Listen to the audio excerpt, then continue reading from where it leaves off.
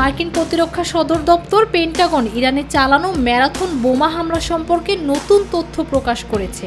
যদিও হামলার পর ইরানের পারমাণবিক কর্মসূচিতে কতটা ক্ষতি হয়েছে তা এখনও স্পষ্ট নয়, তবে হামলা নিয়ে বিস্তৃত বিশ্লেষণ পাওয়া গেছে। প্রতিরক্ষা সচিব পিট হেগসেথ দাবি করেছেন, এই হামলাটি ছিল ইতিহাসের সবচেয়ে গোপন এবং সবচেয়ে জটিল সামরিক অভিযান।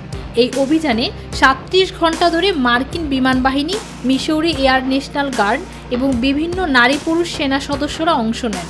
জয়েন্ট চিফস অব স্টাফের চেয়ারম্যান জেনারেল ডেন কেন জানিয়েছেন, ফোর্দো পারমাণবিক স্থাপনাকে আরও গভীরে স্থানান্তর করার চেষ্টা করা হলেও মার্কিন গোয়েন্দারা আগে থেকেই তা জেনে প্রস্তুতি নেয়।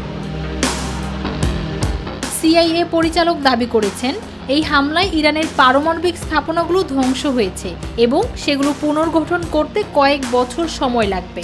তবে প্রেসিডেন্ট ট্রাম্প হামলার কয়েক ঘন্টার মধ্যে দাবি করেন, ইরানের পারমাণবিক কর্মসূচি পুরোপুরি নিশ্চিহ্ন হয়ে গেছে, যদিও এর পক্ষে কোনো সুস্পষ্ট প্রমাণ পাওয়া যায়নি।